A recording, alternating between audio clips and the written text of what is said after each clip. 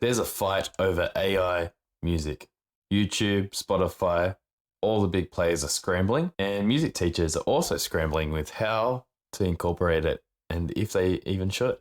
And so today, I thought I'd react as a music teacher to a YouTuber talking about AI music and the fight that's occurring. Roundup. AI news for music education. The fight over AI music. Thank you, Cleo.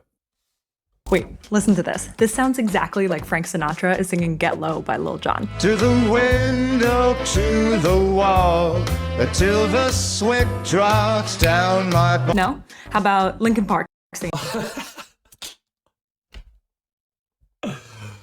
Shout out to Need for Speed 2 and that song.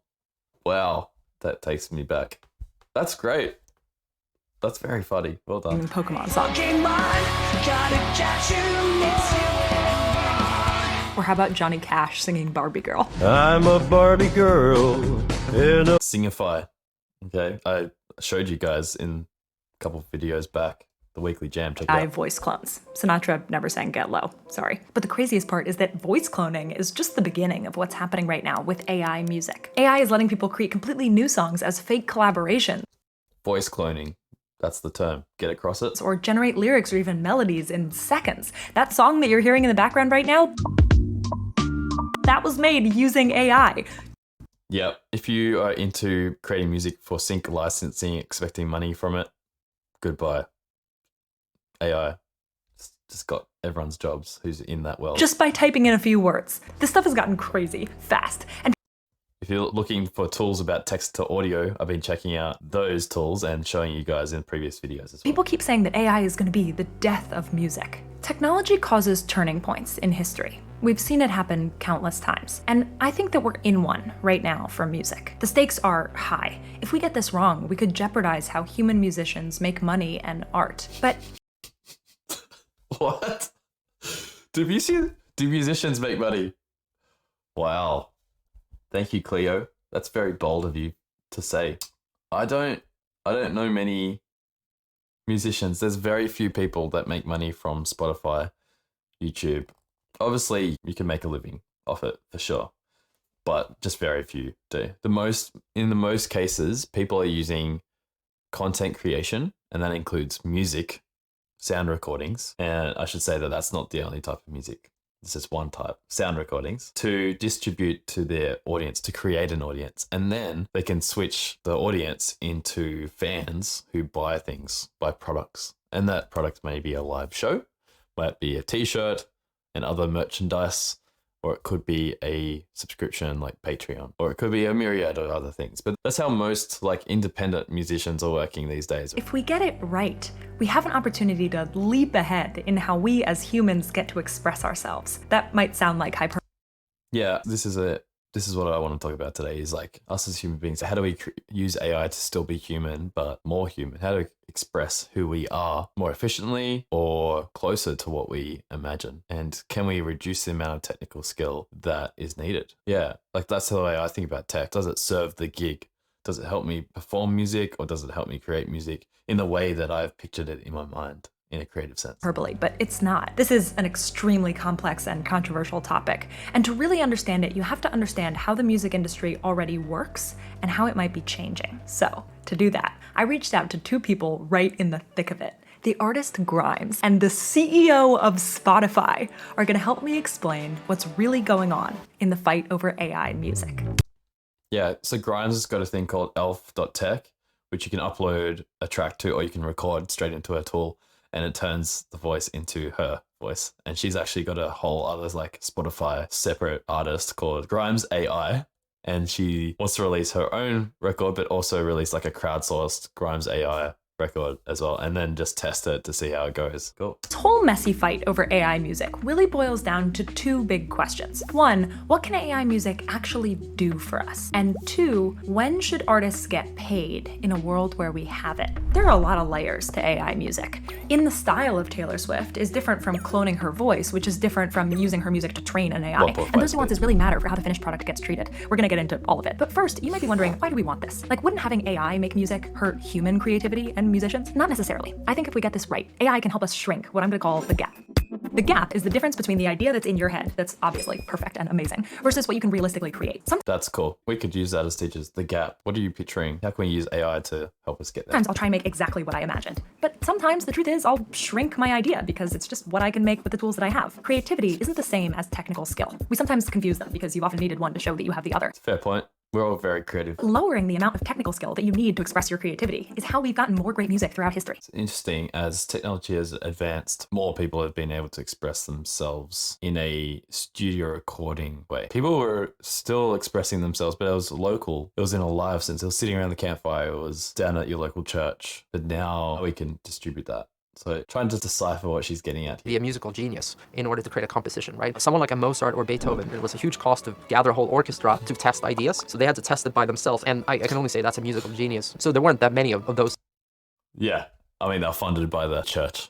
So that helped. And obviously not many people could get funded by the church. And these were very, very talented people. Correct. In the world that can do this. I think we can agree we'd have less great music today if that were still the case. Someone like a Avicii, who's now passed, in my opinion, he was a musical genius too. His tool was the computer. I see AI as a new. By the way, still a hot take, using a computer as an instrument. Not everyone treats it as an instrument, but holy moly, I totally agree with Really, really powerful one. Artists can already use technology like ChatGPT to generate lyrics or Google's Music LM to create new melodies. In fact, you might be listening to that without knowing it. Nick Cave has a great article about lyrics and the use of AI, and he actually thinks it's the devil. Yeah, it's not a great thing for humans. I would be surprised if we didn't have already works of that kind on Spotify. And musicians disagree about what to use AI for. I don't think AI should write lyrics for you. I don't think AI should be able to just automatically generate music for you. I think that is probably not good for the human mind. I was very interested to hear Grimes say that because she's one of the first artists to come out in favor of another controversial use of AI, voice cloning. If you press record and just saying like Old MacDonald or something. Old MacDonald had a Like, lyrics are so personal, tied to a emotional story, or you're trying to say something through that. And AI can definitely help you, like,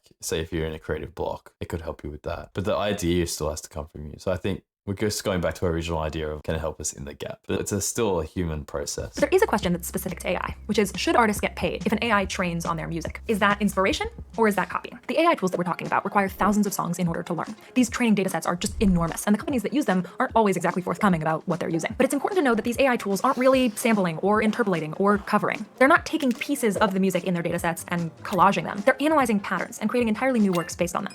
Inspiration or copying? You might have noticed that right now, the way that the industry decides is based entirely on the output, not the input. In theory, you could download someone else's entire song if you then changed it enough so that it wasn't similar in the end. So artists get paid if the end result sounds enough like them, whether their music was used to make it or not. You could change that, but it would mean filling a box that so far has never been filled, paying artists for what the industry calls inspiration. But it might change. There are several ongoing lawsuits worth keeping an eye on across different art forms. I asked Daniel how he thinks about I'd be very surprised if that changed. this. If I'm an artist on Spotify, does it matter what tools I use, depending on like how they're trained and all of that? We wouldn't know what tools you're using in creating your music. We get them as Yeah, it's pretty well known now that AI detection doesn't work for essays and stuff. Maybe someone really smart will create a tool that can work out what a AI generated piece of content was inspired by. audio files at the end of it, and we wouldn't know how that was generated. Every musician learned on the back of every other musician in the past. So the fact whether it's trained on or not, I respect that that is an ongoing debate, but I think the more important one is the output of that training. We want it to be really new, Still comes down to the output. Lyrics and melody, sure. IP, not something that's drafting off someone else's name and likeness. When it gets too close, where it's confusingly similar, what it is, that's kind of where I draw the line. But if AI actually begins to make music more autonomously, then it becomes less a tool for artists and more an artist? You may have totally autonomous AI agents that are creators on every platform that just generate not one song, 100 songs, or 1,000 songs, but like 1 million, 10 million, 100 million, a billion songs, and just test their way into what may work. And that's the one I feel is harder to figure out because it's not clear to me who owns the IP in that regard, or even how to think about it, because is it a creator? Is it not a creator? You know, the AI, we wouldn't treat as a creator, but the person behind the AI, we would, right? Yeah. Few implications. Sound recordings are about to be flooded. We won't know what's AI and what's not. Therefore, it's the same as when Spotify and streaming services were invented. Everyone got excited. You could distribute your music to the world. How cool. But then you're just a small fish in a massive ocean, and it's way harder to stand out now. And so I think in all of this, it's a pendulum swing. Same in education, because it's so robotic now. Things that get produced by AI are going to be very precise, I presume. Unless I guess your text input is not precise. I'm not sure how that would work. But for people thinking about how to stand out in this massive sea, I think the way that people think about that is to be more human. to be less precise. And you can kind of see the grunge inspired trends at the moment. And that whole grunge movement of just come out of your bedroom in your bedroom clothes and just give us raw. That's on trend now because of this. Like people are going to try stand out by being less clean. And this is cool. It's cool to think about is like, how can people use AI, but do it in a way that's superhuman and can express who they are as musicians, as people? Like, this is where I start to get existential. If I listen to a piece of music and I like it, if it makes me dance or sing or cry, do I care if an AI made it? But on the other hand, I really believe that music is human expression. It is awe and love and joy and fear and jealousy. I do care if it's human. I love following humans and what they do as creative human beings. I love signing up to newsletters and reading liner notes how the record was made. I tend to follow closely what the actual artist, the actual human behind the music does. And I like to go see them in person too. All woven into waves in the air. I really think it's one of the best ways that we have to communicate between our lonely little brains what it's like to be alive. If AI is a tool to help us do more of that, awesome. There's obviously a lot that we need to do to figure out how to make sure that musicians are compensated fairly. But I think that AI can be a tool to help us form more of those connections. There's a lot of people that may not have believed that they had a musical talent that all of a sudden would realize that they actually do. And that's why I'm so excited about this technology at the end of the day. There you go, guys. Are you excited that your students could potentially use AI to make their creative vision happen more quickly, more realistically, and without as much friction? I'm excited about that. I'm a bit worried about all of the other parts, but at the same time, I've been worried for a very long time.